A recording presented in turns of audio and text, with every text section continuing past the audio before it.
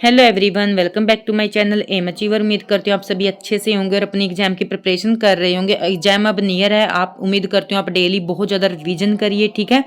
तो आज की जो मेरी क्लास है वो भी आपके एग्जाम से इम्पोर्टेंट, बहुत इंपॉर्टेंट टॉपिक आपके एग्जाम के लिए, ठीक है। जब अब हम हिंदी साहित्य की प्रिपरेशन कर रहे हैं, चाहे आप एच टेट में टीजीटी दीजिए, ठीक है।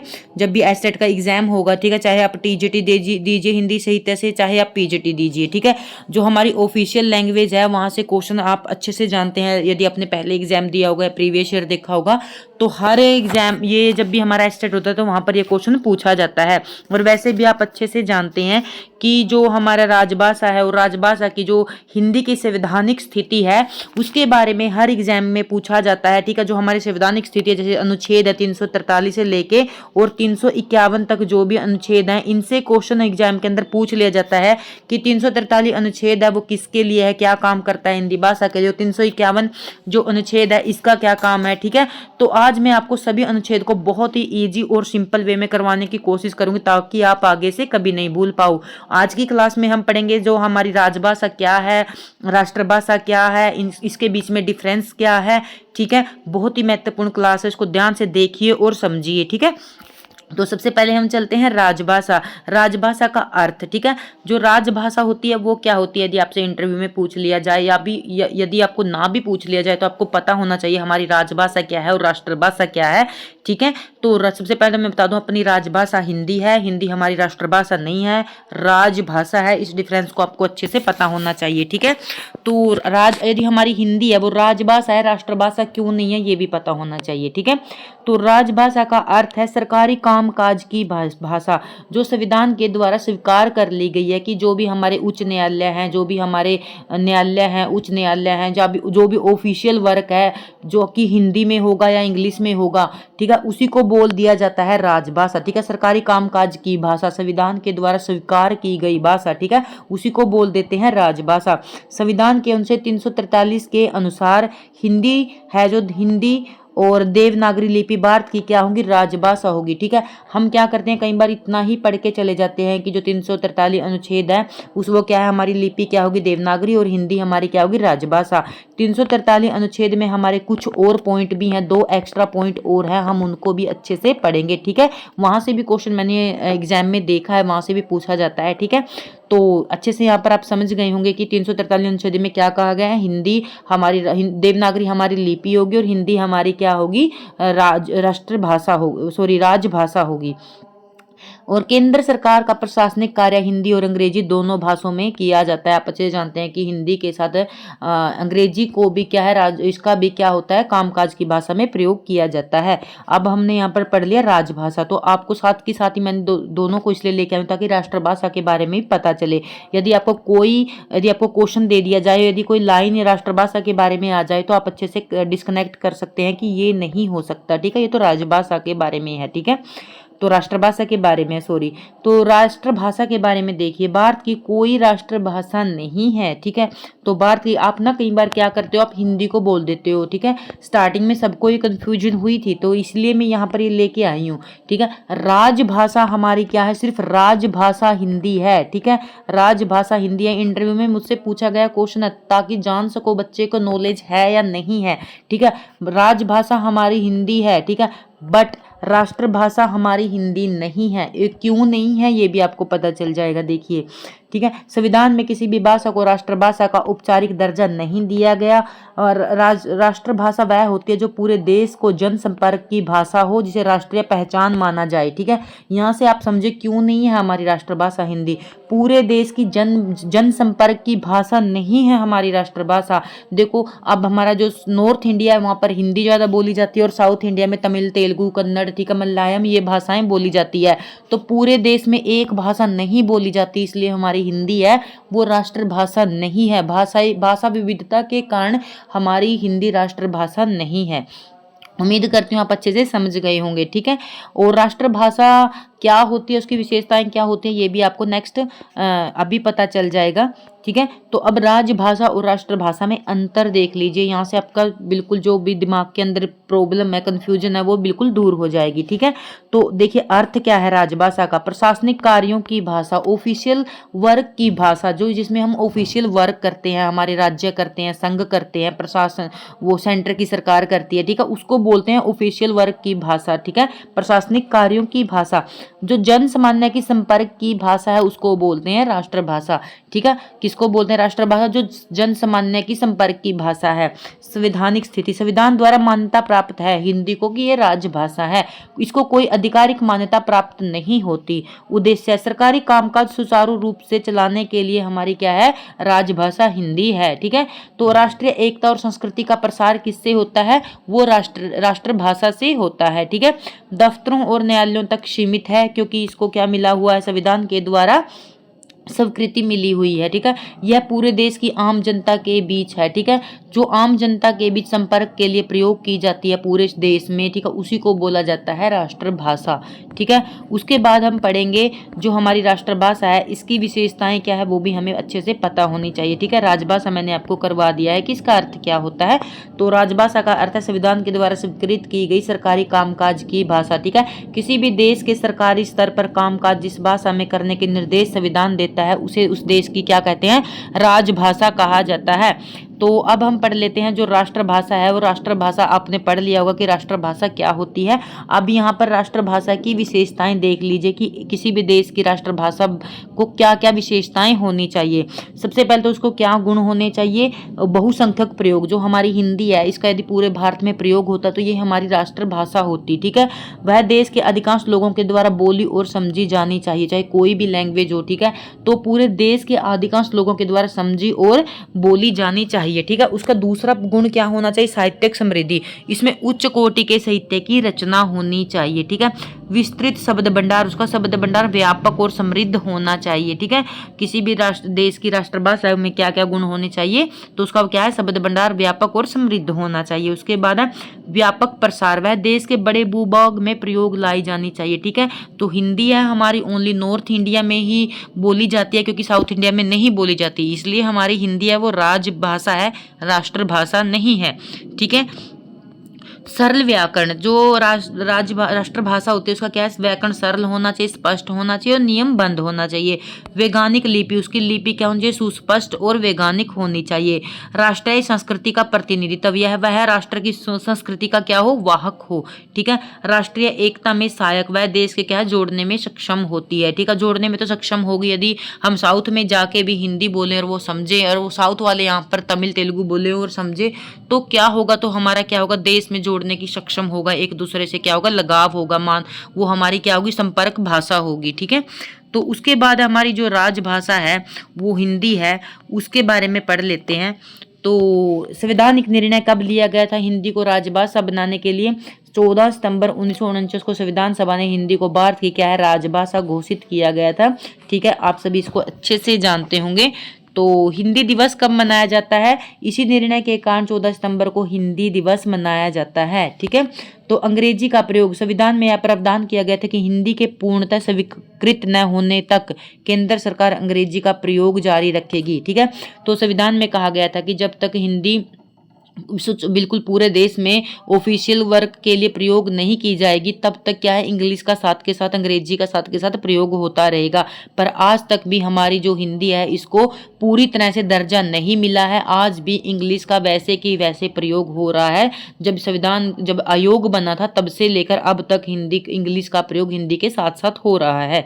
ठीक है, संवैधानिक संशोधन, प्रारंभ में यह समय सीमा 15 वर्ष थी। ठीक है, अंग्रेजी के लिए बोला गया यहाँ पर, लेकिन बाद में अनिश्चित काल के लिए बढ़ा दिया गया। मैंने आपको अभी यही बताया था कि प्रारंभ में जब हमारा संविधान में जो हिंदी को मान्यता प्राप्त हुई थी, ठीक है, ऑफिशियल लैंग्वेज के लिए, तब कहा गया था कि जो अंग्रेजी है वो 15 वर्ष के लिए सिर्फ प्रयोग होगी, 1965 तक प्रयोग होगी। पर आज तक भी इसके वर्ष काल को बढ़ा कर अब तक अंग्रेजी साथ के साथ ही प्रयोग हो रही है हिंदी के साथ। ठीक है, अभी तक हमारी हिंदी को पूर्णतः ऑफिशियल लैंग्वेज का दर्जा प्राप्त नहीं हुआ। ठीक है, तो उसके बाद है राज्यों में राजभाषा की स्थिति। तो अन्य भारत के अनेक राज्यों में हिंदी को राजभाषा के रूप में अपनाया गया है। किन किन राज्यों में राजभाषा के रूप में अपनाया गया? उत्तर प्रदेश, हिमाचल प्रदेश, दिल्ली, हरियाणा, मध्य प्रदेश, राजस्थान, बिहार, झारखंड, सभी में क्या है, जो हमारी राजभाषा है वो हिंदी है। ठीक है, अपने राज्यों में भी अपनी प्रादेशिक भाषाओं के साथ साथ कामकाज के लिए अंग्रेजी का प्रयोग होता है। ठीक है, तो उसके बाद है जो ये हम कर चुके हैं। उसके बाद है संवैधानिक स्थिति। ये मोस्ट इंपोर्टेंट पार्ट है, हर एग्जाम में पूछा जाता है। ठीक है, अच्छे से इसके बारे में समझेंगे। ठीक है, एक एक अनुच्छेद को अपने ध्यान से देखना है। ठीक है, जो हमारा अनुच्छेद है ना 343, ठीक है, इसमें क्या कहा गया है, मैंने आपको बताया था कि कुछ क्या करते हैं कि यहाँ तक पढ़ के चले जाते हैं कि जो 343 अनुच्छेद है उसमें क्या है, संघ की राजभाषा के बारे में बताया गया है। ठीक है, 343 में क्या बताया गया है, संघ की राजभाषा। संघ की राजभाषा हिंदी और देवनागरी लिपि होगी। ये तो हम अच्छे से पढ़ लेते हैं कि पहले ही अनुच्छेद में ये बताया गया है कि जो भारत है उसकी राजभाषा हिंदी होगी और लिपि क्या होगी, देवनागरी होगी। उसके बाद है जो ये इंपॉर्टेंट है, एक मैंने अभी प्रीवियस ईयर क्वेश्चन पेपर देखा था, उसमें पूछा हुआ था कि संविधान के प्रारंभ से 15 वर्षों की अवधि के लिए अंग्रेजी का प्रयोग की अनुमति दी गई थी। ठीक है, तो ये किस अनुच्छेद में कहा गया है? ठीक है, तो 343 में कहा गया है। आपको इस पॉइंट को अच्छे से करना है। ठीक है, तो आप यहाँ पर क्या देखिए, आपको ये पता होना चाहिए कि जो हिंदी के साथ साथ अंग्रेजी है 15 वर्षों के लिए प्रयोग के लिए किस अनुच्छेद में कहा गया था? 343 अनुच्छेद में कहा गया था। उम्मीद करती हूँ आप अच्छे से समझ गए होंगे। ठीक है, यदि क्लास अच्छी लगे प्लीज़, मैं हम्बल रिक्वेस्ट कर रही हूँ, प्लीज़ लाइक शेयर सब्सक्राइब जरूर किया करो। ठीक है, उससे मुझे मोटिवेशन मिलता है। ठीक है, तो क्या किस अनुच्छेद में कहा है 15 वर्ष की जो अवधि बढ़ाई थी अंग्रेजी भाषा की, तो किस अनुच्छेद में थी? वो अनुच्छेद 343 में थी। ठीक है, एक पॉइंट ये हो गया। अब इसमें 3 पॉइंट हैं। एक पॉइंट ये जो हमने याद रखना है, दूसरा पॉइंट ये जो हमने याद रखना, और तीसरा है ये संघ की शासकीय प्रयोजनों के लिए प्रयोग होने वाले अंकों का रूप भारतीय अंकों का अंतर्राष्ट्रीय रूप होगा। ठीक है, जो हमारी देवनागरी लिपि है इसमें ऐसा लिखा जाता है, चार कुछ ऐसा लिखा जाता है। ठीक है, बट क्या है, जो हमारे अंक होंगे वो जो अंतर्राष्ट्रीय रूप पर प्रयोग किए जाते हैं, जैसे 1 2 3 4 यही प्रयोग किए जाएंगे, यहाँ पर ये कहा गया है। ठीक है, यदि आपसे ये पूछ लिया जाए कि भारतीय अंकों का अंतर्राष्ट्रीय रूप वही होगा, ठीक है, शासकीय प्रयोजन के लिए, तो ये किस अनुच्छेद में है? ये भी 343 अनुच्छेद में है। ठीक है, अंतर्राष्ट्रीय अंकों की बात हो 343 अनुच्छेद, 15 वर्षों की अवधि का अंग्रेजी की अनुमति दी गई थी 343 अनुच्छेद, संघ की भाषा लिपि और देवनागरी होगी अनुच्छेद 343। आप इसके तीनों पॉइंट को अच्छे से करोगे। ठीक है, समय जरूर लगेगा मुझे आज आपको समझाते हुए, पर आपको समझाना बहुत ज़्यादा जरूरी है। ठीक है, ये सभी जानते हैं पर कई बार एग्जाम में पूछ लिए जाते हैं और हम कंफ्यूज हो जाते हैं। ठीक है, इसलिए मैंने आपको थोड़ा अच्छे से बताया है।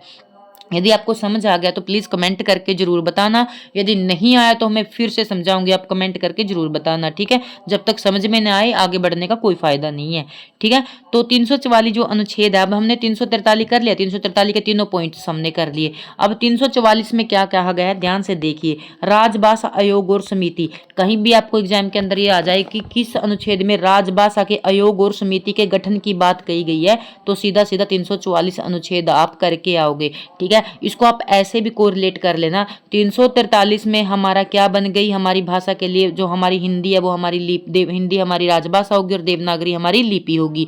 जब हमारी भाषा बन गई और लिपि बन गई तो उसके बाद हमारी भाषा के लिए क्या होगा, 344 में आयोग और गठन होंगे। ठीक है, क्या होंगे, आयोग और गठन होंगे, उनके लिए समितियां बनेगी। भाषा बनने के बाद क्या बनेंगी, समितियां बनेंगी। ठीक है, तो 344 को आप ऐसे याद कर लेना।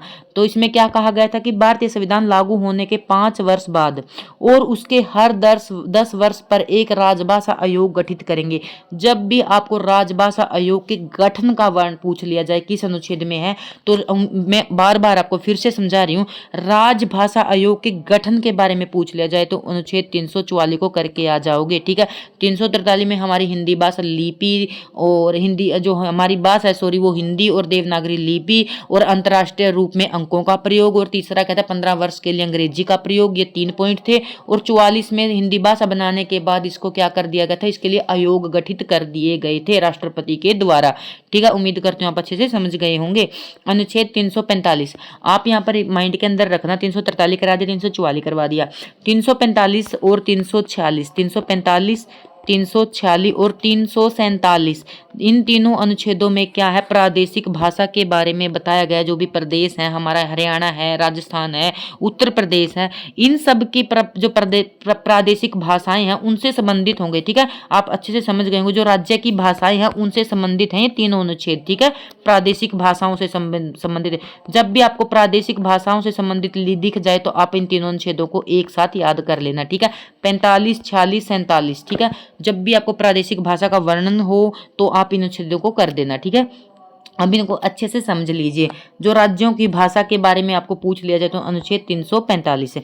किसी भी राज्य की विधानमंडल, क्योंकि हर एक राज्य की विधानमंडल होती है, कानून द्वारा उस राज्य में उपयोग होने वाली, जैसे हमारे राज्य है, कोई भी हमारा हरियाणा है, हमारी कोई हरियाणवी को मान्यता प्राप्त नहीं है। ठीक है, पर पंजाब में पंजाबी को है, तो आप यहाँ पर पंजाब समझ लो। ठीक है, किसी राज्य का विधानमंडल कानून द्वारा उस राज्य की उपयोग होने वाली एक या एक से अधिक भाषाओं या हिंदी को शासकीय कार्यों के लिए अंगीकृत कर सकता है। ठीक है, यहाँ पर विधानमंडल जो होगा ना, राज्य का विधानमंडल, ठीक है, यहाँ पर कुछ भी समझ लीजिए, पंजाब का विधानमंडल समझ लीजिए, तो उसमें पंजाबी बोली जाती है। ठीक है, उस राज्य में उपयोग होने वाली भाषा या एक भाषा या उससे अधिक भाषाओं को हिंदी को शासकीय कार्यों के लिए अंगीकृत कर सकता है।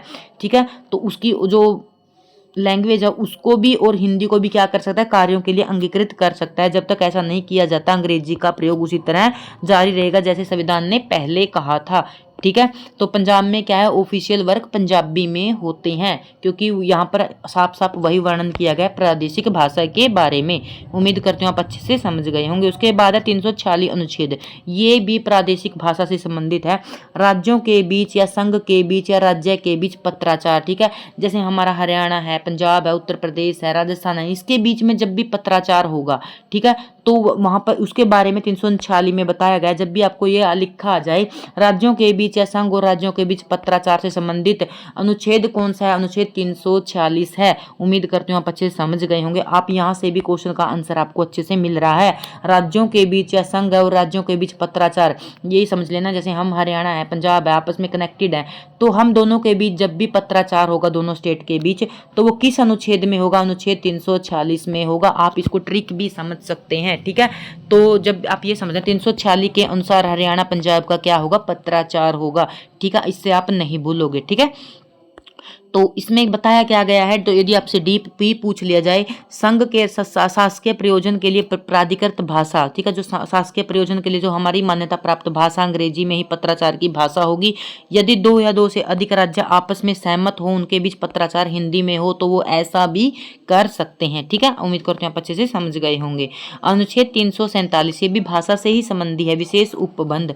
ठीक है, तो इसमें क्या कहा गया है, यदि किसी राज्य में पर्याप्त जनसंख्या वह यह मांग करे, ठीक है, किसी भी राज्य की जो ज्यादा जनसंख्या है वो यह मांग करे, उनके द्वारा बोले जाने वाली भाषा को उस राज्य की मान्यता दी जाए। अब यहाँ पर मैं पंजाब का ही एग्जाम्पल लूंगी। ठीक है, पंजाब में क्या है, पंजाबी भाषा को मान्यता प्राप्त है। ठीक है, तो किसी भी राज्य की जो जनसंख्या, मान लो पंजाब की जनसंख्या ने क्या किया, लोगों ने क्या किया, उनके द्वारा बोले जाने वाली भाषा को मान्यता दी जाए। ठीक है, तो राष्ट्रपति उस भाषा को राज्य के प्रशासकीय के लिए मान्यता देने के लिए निर्देश दे सकता है। जो मैंने आपको पहले समझाया था, आप उम्मीद करती हूँ अच्छे से समझ गए होंगे। ठीक है, जैसे हम हरियाणा है, हरियाणा में हरियाणवी को मान्यता प्राप्त नहीं है, बट पंजाब के यदि अधिकांश जनसंख्या ये मांग करे कि उनको ऑफिशियल लैंग्वेज, शासकीय लैंग्वेज क्या होनी चाहिए, पंजाबी होनी चाहिए, तो राष्ट्रपति ऐसा कर सकता है, मान्यता दे सकता है। उम्मीद करती हूँ आप अच्छे से समझ गए होंगे। ठीक है, एक बार मैं रिवीजन करवा देती हूँ अच्छे से। ठीक है, तीनों के बारे में 44 तक मैंने समझा दिया अच्छे से। अब 45 होगा, राज्यों के आपस में राजभाषा से संबंधित है। ठीक है, यदि आपसे 46 पूछ लिया जाए, राज्यों के बीच या संघ और राज्य के बीच पत्राचार कैसे होगा, जैसे मैंने आपको बताया था हरियाणा और पंजाब में पत्राचार कैसे होगा। ठीक है, तो उससे पूछ लिया जाए तो अनुच्छेद 346 के अनुसार राज्यों के बीच पत्राचार से संबंधित होगा। ठीक है, और यदि किसी भी जनसंख्या के द्वारा मांग करके अपनी भाषा को ऑफिशियल भाषा देने का दर्जा मांग लिया जाए तो 347 में होगा। ठीक है, उम्मीद करते हैं आपको अच्छे से समझ में आ गया होगा। ठीक है, 348 ठीक है। 348 में देख ले, जहां भी आपको पूछ लिया जाए सर्वोच्च न्यायालय व उच्च न्यायालय की भाषा से संबंधित कुछ भी लिखा जाए, बस आपने क्या देखना, सर्वोच्च न्यायालय और उच्च न्यायालय, तो आपने अनुच्छेद कर देना है 348, आंख बंद करके कर देना, ठीक है। उच्च न्यायालय सर्वोच्च न्यायालय का जहां भी उसकी भाषा के बारे में वर्णन हो तो आप 348 कर देना, ठीक है। तो अब इसके बारे में देख लीजिए, क्या इसका विवरण क्या दिया गया, बताया क्या गया है।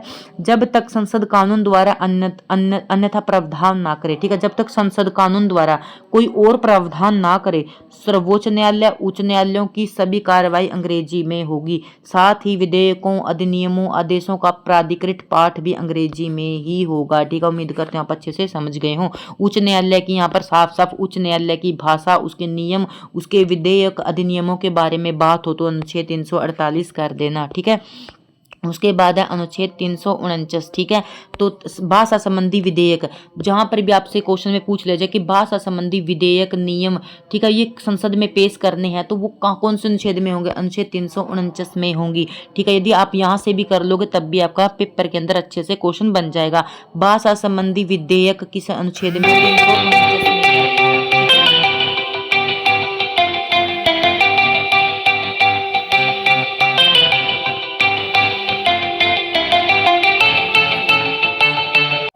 सॉरी 2 मिनट के लिए।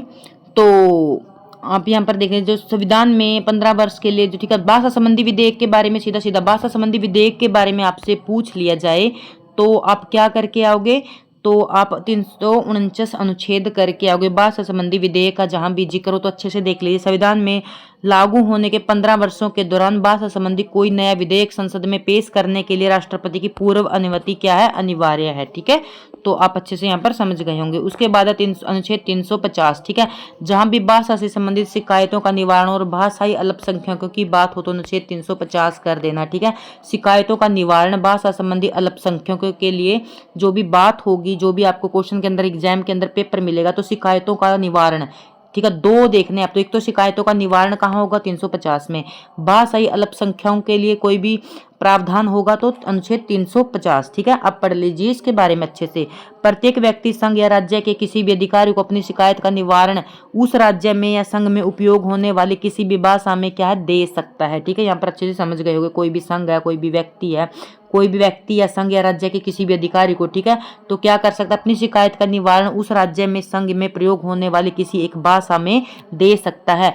भाषाई अल्पसंख्यकों के लिए, अब ये दूसरा वाला पॉइंट आ गया यहाँ पर देखिए, जो भाषाई अल्पसंख्यकों के लिए बच्चों को उनकी मातृभाषा में शिक्षा के लिए उचित प्रावधान किए जाने और राष्ट्रपति इनके भाषाई हितों की रक्षा के लिए विशेष अधिकारी नियुक्त कर सकता है, ठीक है। तो ये क्वेश्चन देखो यहाँ पर, ये अपने याद करना है, कभी भी आपसे पूछ लिया जाए भाषाई अल्पसंख्यकों को बच्चों की मातृभाषा में शिक्षा देने के लिए उचित प्रावधान किए जाने के लिए राष्ट्रपति उनके भाषाई हितों की रक्षा के लिए विशेष अधिकारी नियुक्त करेंगे, तो किस अनुच्छेद में, अनुच्छेद 350 कर देना, ठीक है। तो उम्मीद करती हूँ आपको अच्छे से समझ में आ गया होगा। 349 किसके लिए था, जो भी भाषाई विधेयकों से संबंधित था, विधेयक हो गए, नियम हो गए, अधिनियम हो गए, उनसे संबंधित है 349। जो मोस्ट इंपॉर्टेंट है और मेरा फेवरेट है, मैं कभी नहीं भूलती, 351। इसमें क्या है, जो हमारी हिंदी भाषा है, और हिंदी भाषा क्या है, हम हिंदी भाषा के स्टूडेंट हैं, हिंदी लिटरेचर के, तो जो हमारे, सोच लो यहाँ पर कोरिलेट कर लो, हमारी हिंदी भाषा, हमारे हिंदी सब्जेक्ट को बढ़ाने के लिए जो विकास के निर्देश दिए गए हैं, ठीक है, हिंदी भाषा के विकास के निर्देश किस अनुच्छेद में, 351 में है। यही मोस्ट इंपोर्टेंट है। यह संघ का प्राथमिक कर्तव्य है कि वह हिंदी भाषा का प्रचार और विकास करे ताकि भारत की मिली जुली संस्कृति सभी तत्वों को अभिव्यक्ति का माध्यम मिले, ठीक है। जहां भी हिंदी भाषा का विकास पूछ लें, प्रसार पूछ लें, ठीक है, तो वो किस अनुच्छेद में है, 351 अनुच्छेद में है। उम्मीद करते हैं सभी अनुच्छेद आपको अच्छे से समझ में आ गए होंगे, ठीक है। तो अब पढ़ लीजिए, राजभाषा आयोग के बारे में थोड़ी सा है, इसकी भी आपका डाउट दूर हो जाएगा, इसको भी अच्छे से देख लीजिए। राजभाषा आयोग क्या है ये देख लीजिए, ठीक है। तो राजभाषा आयोग क्या है, देखिए, भारतीय संविधान के अनुच्छेद 344 के अंतर्गत राष्ट्रपति को यह शक्ति दी गई है कि वे, आप समझ गए अनुच्छेद 344 क्यों था, भाषा का आयोग, और आयोग गठित करने के लिए था ना, ठीक है। तो इसलिए यहाँ पर भाषा आयोग का वर्णन किसमें किया गया, 344 अनुच्छेद में किया गया है। राष्ट्रपति को यह शक्ति दी गई है कि वो संविधान लागू होने के 5 वर्ष बाद और उसके प्रत्येक 10 वर्ष के अंतराल में एक राजभाषा आयोग का गठन करेगा। राजभाषा आयोग का गठन हो तो अनुच्छेद 344 याद रखना। इस आयोग में का मुख्य उद्देश्य हिंदी भाषा के विकास, प्रसार और उसके शासकीय कार्यों का उपयोग को बढ़ावा देने के लिए सिफारिशें करना था। इसका गठन कब हुआ था, जो राजभाषा आयोग का, संविधान के प्रावधानों के अनुपालन में राष्ट्रपति ने 7 जून 1955 को प्रथम राजभाषा आयोग का गठन किया। इस महत्वपूर्ण आयोग की अध्यक्षता प्रसिद्ध स्वतंत्रता सेनानी और राजनेता बाल गंगाधर तिलक जी ने की थी। ठीक है, जो हमारा हिंदी भाषा का आयोग का गठन हुआ था इसके तो आयोग के अध्यक्ष कौन थे, बाल गंगाधर तिलक थे। ठीक है, पहले अध्यक्ष कौन थे, बाल गंगाधर खैर। ठीक है, इस आयोग के विभिन्न राज्यों में से 20 सदस्य क्या किए गए थे, मनोनीत किए गए थे। आयोग के मुख्य कार्य और उत्तरदायित्व क्या होते हैं ये भी देख लीजिए। सरकारी कार्यों में हिंदी का प्रयोग, अंग्रेजी पर प्रतिबंध लगाना, न्यायालयों और अधिनियम। ठीक है, अंकों का रूप मैंने आपको बताया था, अंकों का रूप किस में था, वो अनुच्छेद 343 में था। पत्राचार, संघ और राज्यों के बीच पत्राचार को आपसी सहमति के लिए आयोग बनाए गए थे। ये सारे क्या है, आयोग के मुख्य कार्य हैं। सरकारी कार्यों में हिंदी का ज्यादा से ज्यादा प्रयोग किया जाए, अंग्रेजी पर प्रतिबंध लगाया जाए, न्यायालय और अधिनियम, अंकों का रूप, ये सभी क्या है, ये सभी आयोग के मुख्य कार्य और दायित्व हैं। ठीक है, उम्मीद करती हूँ आपको क्लास अच्छे से समझ में आ गई होगी। ठीक है, आए या ना आए मैं आपको बार बार कहूँगी, आप इस क्लास को बात देखिए, समझिए। एग्जाम के अंदर आपसे बहुत अच्छे से एग्जाम के अंदर क्वेश्चन पूछ लिए जाते हैं। ठीक है, इन पॉइंट्स को अच्छे से पढ़िए। ठीक है, एक बार इनको वीडियो को पॉज करके अच्छे से पढ़िए, माइंड के अंदर रीसेट कर लीजिए, बार बार रिवीजन करिए। ठीक है, फिर रिकॉल करिए, आपको अच्छे से याद हो जाएंगे। ठीक है, जब भी आप कोई भी काम कर रहे हैं ना आज, ठीक है, तो सभी नियम को आप याद कीजिए कि 343 जो नियम था उसमें क्या था, 344 था वो क्या था। तो बहुत ईजी है, मैंने आपको आज ये करवा दिए थे। पहले हमारी हिंदी भाषा बनेगी, फिर उसके लिए क्या बनेंगे, आयोग के गठन होगा। जब भाषा बन गई तो उसके लिए कोई आयोग तो होना चाहिए ना, तो आप इन दोनों को ऐसे कर लेना, ये ट्रिकी समझ लेना। और 345 से लेके 346, ठीक है, 346 और 347 ये तीनों क्या है, ये प्रादेशिक भाषाओं से संबंधित है, राज्य की भाषाओं के से संबंधित, आपस में पत्राचार से संबंधित है। उसके बाद था 348। ठीक है, 348 उच्च न्यायालय से संबंधित हो गए और उच्च न्यायालय से संबंधित हो गए। ठीक है, जब भी आपको 48 में उच्च न्यायालय, संसद और विधान मंडलों में प्रयुक्त विधेयकों की भाषा के संबंध में कोई भी आपको पॉइंट दिख जाए तो आप 348 कर देना। उसके बाद 349 क्या था हमारा, जो 349 क्या था, जो हमारी भाषा है उससे संबंधित अधिनियम और विधियों से संबंधित था। ठीक है, और 350 क्या था हमारा, अल्पसंख्यकों की भाषा, और पहला पॉइंट क्या था, जो शिकायतों का निवारण है। ठीक है, वो 350 में होगा। और 351 क्या था, हिंदी का प्रचार और प्रसार करना। ठीक है, उम्मीद करती हूँ आपको क्लास अच्छी लगे, लाइक शेयर सब्सक्राइब जरूर करना। Thank you watching my video.